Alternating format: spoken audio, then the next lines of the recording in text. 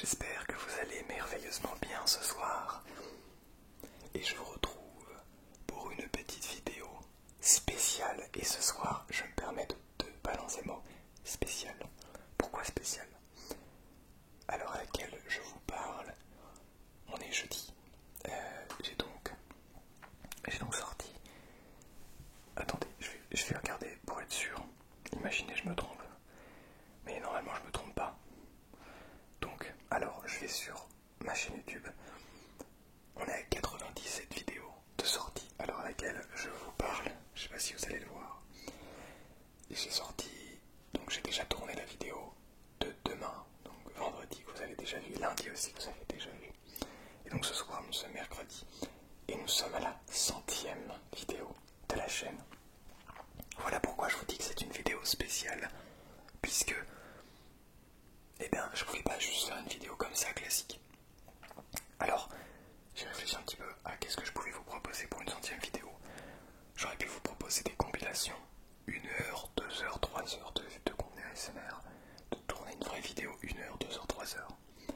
Mais je pense que c'est encore un petit peu trop tôt. Et qu'il n'y a pas besoin d'une 100e vidéo pour vous parler de ça. Pour vous faire une vidéo comme ça. Vous pouvez en avoir un petit peu n'importe quand. Alors, je me suis dit, tiens, je leur ai pas beaucoup parlé de moi. Attention, hein, c'est pas une vidéo qui a pour but de simplement vous dire regardez je suis fort et tout. Non. Mais je crois que la seule vidéo j'ai 19 ans. Et après vous avez pu voir un petit peu quelques-unes de mes passions pour le moment, mais je vous ai pas expliqué pourquoi est-ce que je suis là concrètement sur YouTube à faire des vidéos ASMR. C'est vrai, est-ce que c'est pour les vues? Parce qu'on sait que la ASMR ça marche plutôt bien. Pourquoi? Donc j'ai essayé de vous raconter tout ça, une sorte de petite story time, mais une story time de ma vie, enfin de pourquoi est-ce que j'en suis là. Vous allez voir que tout est intéressant, mais tout n'est pas forcément ce à quoi vous vous y attendez. Déjà, on va commencer assez rapidement. Je voulais vous mettre un petit peu de contexte. Ça va faire 7 ans, 8 ans même que je fais des vidéos. Alors j'ai fait des vidéos sur Dailymotion avant, mais on va pas parler de ça. Mais avant, j'avais une autre chaîne YouTube, donc celle-ci, celle sur laquelle vous êtes, sur laquelle j'ai fait notamment un petit jeu vidéo qui s'appelle le Brawl Stars, qui est un jeu vidéo mobile. Je pense que certaines personnes parmi vous connaissent. Et donc j'ai fait des vidéos et des lives, surtout beaucoup de lives aussi. J'arrive à pas loin de 600 lives je crois, ce qui est énorme.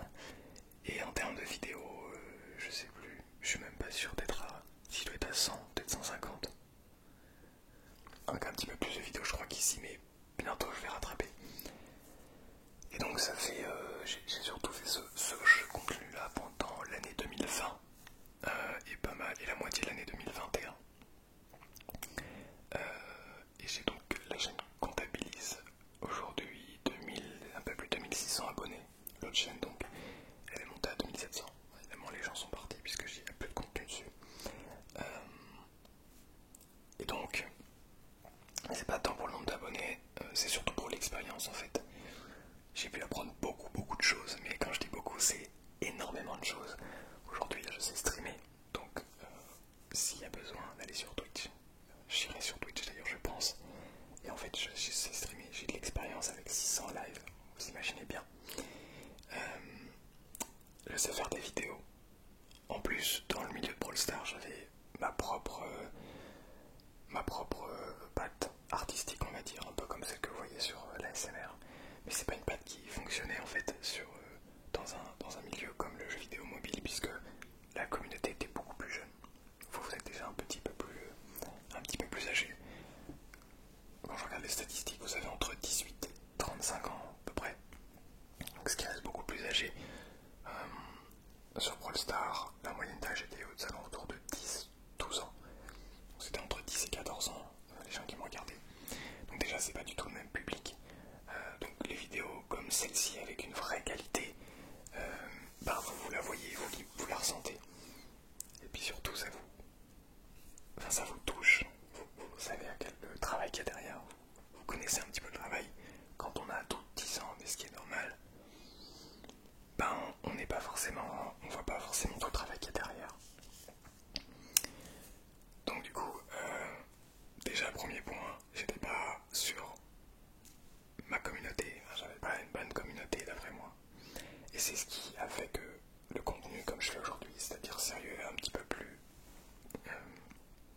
travailler marche mieux, voilà, clairement. Mais donc pourquoi est-ce que je vous raconte tout ça? C'est surtout pour vous parler de l'expérience que j'ai eue en faisant des vidéos. Et c'est... Je peux pas vous expliquer, c'est la meilleure expérience de ma vie en fait. Genre juste tourner des vidéos, créer des vidéos. C'est ce que j'aime le plus faire, j'adore faire ça, vraiment. De toute façon, vous le voyez, je pense, à chacune des vidéos. C'est toujours un plaisir de préparer le setup, de tourner, de faire le montage après, la miniature, tout, et d'avoir vos retours. C'est toujours un plaisir. Et cette autre chaîne m'a permis de découvrir ce milieu. Alors au début, évidemment, je voulais être youtubeur parce que c'était bien. Parce que juste, il y a encore des véhicules dehors. Parce que c'est un avion. Oui, il y a un avion. Oui, il y a un avion. On va laisser passer tranquillement.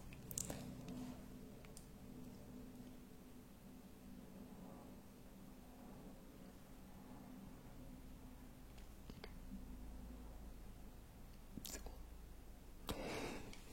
Ça fait un petit peu le silence que je vous parlais dans les autres vidéos. Du coup, j'en étais où? Oui, à la base, je voulais faire YouTube donc parce que on voit les youtubeurs, ça a l'air d'être une belle vie et tout. Pour ne pas vous mentir, c'est beaucoup de travail, mais vous le savez, je pense. Mais c'est pas du travail. Moi, j'ai l'impression que c'est pas du travail, c'est juste du plaisir. Et quand on voit ça comme ça, je me dis juste, on peut en faire plein en fait. On peut faire tant qu'on veut des vidéos, continuer, etc. Et juste, on a toujours kiffé puisque c'est pas du travail d'après nous. Enfin, en tout cas, moi, je vois pas ça comme du travail. Du coup, voilà. Pour continuer le contexte, pardon, j'ai commencé donc en début 2020, début janvier, un petit peu avant le confinement, à faire des lives surtout. Je faisais déjà des vidéos avant, mais surtout à faire des lives. Ce qui a permis à la chaîne de prendre.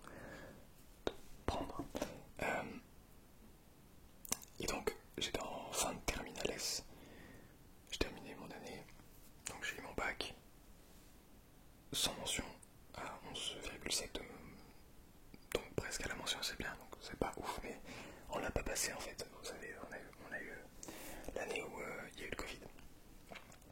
La Covid. Du coup, on l'a pas passé, mais j'ai quand même eu mon bac. Ensuite, je me suis lancé dans des études pour devenir ingénieur du son. Donc pour vous dire que le son, ça vient pas comme ça. Donc j'ai fait une première année d'université l'année dernière que j'ai pas aimé, clairement. C'est trop théorique, c'est trop. Enfin, pour moi le son c'est là, c'est ce qu'on est en train, c'est ce que je suis en train d'en faire, c'est tester, c'est faire plein de choses en fait. C'est ça le son, c'est ça la technique. Le son c'est pas juste, oui il y a la technique à connaître, évidemment. Il y a plein de choses qu'il faut connaître autour du son, les différentes prises de son, etc. Puis même les différents micros selon ce qu'on veut faire, etc. pour donner justement un aspect artistique à la prise de son. Mais pour moi le son c'est ça en fait, c'est tester, c'est faire plein de choses. C'est pas faire un bac plus 5 pour au final se retrouver à devenir technicien du son, à galérer à trouver une place. Non, c'est là en fait la place. Et donc en septembre 2020 2021, l'année dernière, donc ça va faire presque 7 mois. Non, ça fait un peu plus de 6 mois plutôt. J'ai donc décidé de lancer cette chaîne YouTube ASMR. Donc, à la base, je faisais encore un petit peu de vidéos et de live, je faisais de moins en moins quand même sur le chaîne. Mais je voulais voir ce que c'était l'ASMR, comment ça faisait d'en faire. Ça faisait déjà un peu plus d'1 an, je crois que j'en écoutais. Et je me suis lancé en me disant, en fait, c'est ce que j'aime. C'est ce que j'aime dans Brawl Stars. J'avais essayé de faire des brawls calmes par exemple. Donc des moments où je discutais calmement avec de la musique douce et tout. Pour vous dire que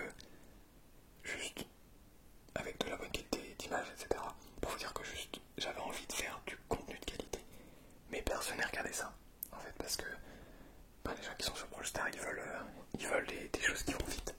Ils veulent de l'instantané, ils veulent pas du calme, ils veulent pas de la détente, ils veulent pas prendre le temps du silence, ils prennent pas forcément le temps. C'est pas une reproche, mais c'est un constat. Mais du coup, l'ASMR c'était ça en fait. C'était ça, c'était pouvoir prendre le temps. Puisque, en fait, juste dans la vie, on prend rarement le temps. Et l'ASMR, c'est tout le contraire. C'est être capable de prendre le temps de s'écouter, de respirer, d'écouter le silence. Ça, je l'ai découvert récemment. Vous l'avez découvert aussi peut-être avec la vidéo. Donc, ça correspondait carrément à ce que je recherchais en fait. Mais je me suis balancé dans les SMR en me disant ok, faut que je devienne numéro 1 dans les SMR. Enfin, faut que je fasse. Faut que je cartonne et tout. Que ça marche de ouf. Non, je me suis plutôt lancé. Alors pourquoi je me suis lancé dans les SMR? Donc pour ça, parce que sur l'autre chaîne, je voyais que ça prenait pas, ça marchait pas, et que j'avais envie de voir, et que ça correspondait carrément à la prise de son, la vidéo, etc. Carrément à ce que j'adorais faire. Et c'est le cas. Mais aussi, et là, ça va être quelque chose d'un petit peu plus fort. Donc, si vous n'êtes pas forcément là, ou si vous êtes juste là pour vous détendre, peut-être que ça va être un petit peu fort, mais n'hésitez pas à quitter la vidéo ou à aller un petit peu plus loin. Je sais pas si certaines personnes parmi vous connaissent Samus ASMR, qui était donc une artiste ASMR, surtout une streameuse, plus qu'une youtubeuse, mais elle postait aussi sur YouTube. Donc une personne, pendant un an, à peu près, un peu plus d'un an, j'ai suivi tous les soirs sur sa chaîne Twitch. Tous les soirs, je m'endormais avec sa voix. Et donc, je sais plus exactement quand, mais je crois pendant les vacances d'été, fin de vacances d'été, un petit peu avant que je lance ma chaîne YouTube, j'apprends que Samus ASMR est décédé d'un cancer du poumon. Je crois que c'était un cancer du poumon. Donc, je sais pas comment vous expliquer, c'est une sensation très spéciale puisque c'est pas quelqu'un qu'on connaît en vrai. C'est pas quelqu'un avec qui on allait boire un verre, avec qui on a discuté en vrai, avec qui je sais pas n'importe quoi, mais on a partagé un bowling ou un ciné. Mais c'est quelqu'un que j'écoutais tous les soirs en fait. Donc ça a été une sorte de... Je sais pas comment vous expliquer, c'est une sorte de gros coup en disant ok, là tu vois, quelqu'un de bien comme ça, quelqu'un qui t'a détendu, ça peut partir à tout moment. Et juste,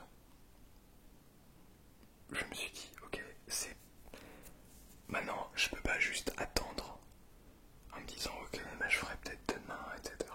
Et je pense que ça m'a mis un déclic en me disant bah tu veux faire une chaîne YouTube ASMR, fais-la, juste fais-la.